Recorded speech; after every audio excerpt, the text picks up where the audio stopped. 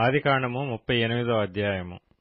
ఆ కాలమందు యూదా తన సహోదరులను విడిచి హీరా అను ఒక అదుల్లామీయుని యొద్ద ఉండుటకు వెళ్ళెను.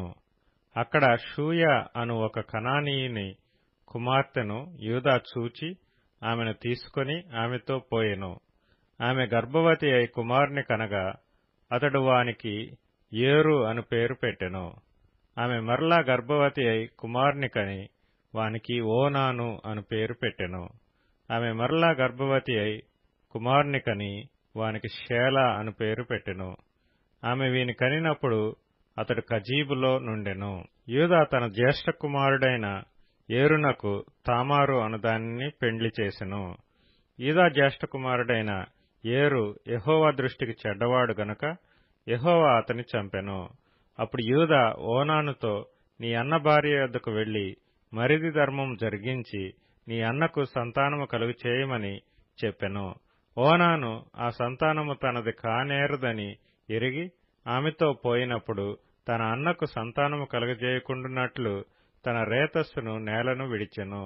అతడు చేసినది యెహోవా దృష్టికి చెడ్డది కనుక ఆయన అతని కూడా చంపెను. అప్పుడు యూదా ఇతడు కూడా ఇతని అన్నల వలె చనిపోవునేమో అనుకొని, నా కుమారుడైన షేలా పెద్దవాడగు వరకు నీ తండ్రి ఇంట విధవరాలుగా నుండుమని తన కోడలైన తామారుతో చెప్పెను. కాబట్టి తామారు వెళ్లి తన తండ్రి ఇంట నివసించెను. చాలా దినములైన తరువాత షూయ కుమార్తె అయిన యూదా భార్య చనిపోయెను. తరువాత యూదా దుఃఖ నివారణ పొంది అదుల్లామీయుడైన హీరా అను తన స్నేహితునితో తిమ్నాతునకు తన గొర్రెల బొచ్చు కత్తిరించు వారి యొద్దకు వెళ్ళెను. దాని మామ తన గొర్రెల బొచ్చు కత్తిరించుటకు తిమ్నాతునకు వెళ్ళుచున్నాడని తామారునకు తెలుపబడెను. అప్పుడు షేలా పెద్దవాడైనప్పటికీ తాను అతనికియ్యబడుకుండుట చూచి తన వైధవ్య వస్త్రములను తీసివేసి ముసుగు వేసుకొని శరీరమంతయు కప్పుకొని తిమ్నాతునకు పోవు మార్గములో నుండు ఏనాయిము ద్వారమున కూర్చుండగా యూదా ఆమెను చూచి ఆమె తన ముఖము కప్పుకొనినందున వేశ్య అనుకొని ఆ మార్గమున ఆమె దగ్గరకు పోయి ఆమె తన కోడలని తెలియక నీతో పోయేదను రమ్మని చెప్పెను. అందుకామె, నీవు నాతో వచ్చిన ఎడల నాకేమి ఇచ్చెదవని అడిగెను. అందుకతడు, నేను మందలో నుండి మేకపిల్లను పంపెదనని చెప్పినప్పుడు ఆమె, అది పంపు వరకు ఏమైనా కుదువ పెట్టిన ఎడల సరే అని చెప్పెను. అతడు, నేను నీ యొద్ద ఏమి కుదువ పెట్టవలనని అడిగినప్పుడు ఆమె, నీ ముద్రయు దాని దారమును నీ చేతికర్రయు నని చెప్పెను. అతడు వాటిని ఆమెకిచ్చి ఆమెతో పోయెను. ఆమె అతని వలన గర్భవతి ఆయెను. అప్పుడామె లేచిపోయి తన ముసుగు తీసివేసి తన వైధవ్య వస్త్రములను వేసుకొనెను. తరువాత యూదా ఆ స్త్రీ యొద్ద నుండి ఆ కుదువను పుచ్చుకొనుటకు తన స్నేహితుడగు అదుల్లామీయుని చేత మేకపిల్లను పంపినప్పుడు ఆమె అతనికి కనబడలేదు.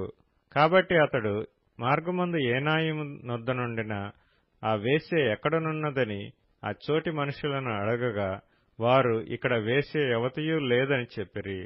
కాబట్టి అతడు యూదా యొద్దకు తిరిగి వెళ్లి, ఆమె నాకు కనబడలేదు, మరియు ఆ చోటి మనుష్యులు ఇక్కడికి వేశ్య యవతియు రాలేదని చెప్పిరని అనినప్పుడు యూదా, మనలను అపహాస్యం చేసెదరేమో, ఆమె వాటిని ఉంచుకొని నిమ్ము, ఇదిగో నేను ఈ మేకపిల్లను పంపితిని, ఆమె నీకు కనబడలేదు అనెను.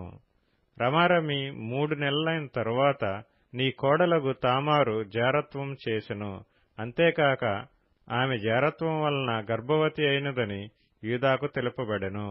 అప్పుడు యూదా, ఆమెను బయటకు తీసుకుని రండి, ఆమెను కాల్చివేయవలనని చెప్పెను.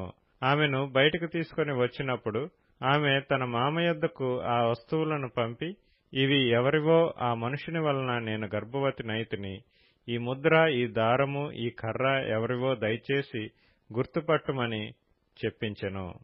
యూదా వాటిని గుర్తుపట్టి, నేను నా కుమారుడైన షేలాను ఆమెకు ఇయ్యలేదు గనుక ఆమె నాకంటే నీతిమంతురాలని చెప్పి మరి ఎప్పుడునూ ఆమెను కూడలేదు. ఆమె ప్రసవ కాలమందు కవలవారు ఆమె గర్భమందుండిరి. ఆమె ప్రసవించుతున్నప్పుడు ఒకడు తన చెయ్యి బయటికి చాచెను గనుక మంత్రసాని ఎర్రనూలు తీసి వాని చేతికి కట్టి ఇతడు మొదట బయటికి వచ్చునని చెప్పెను.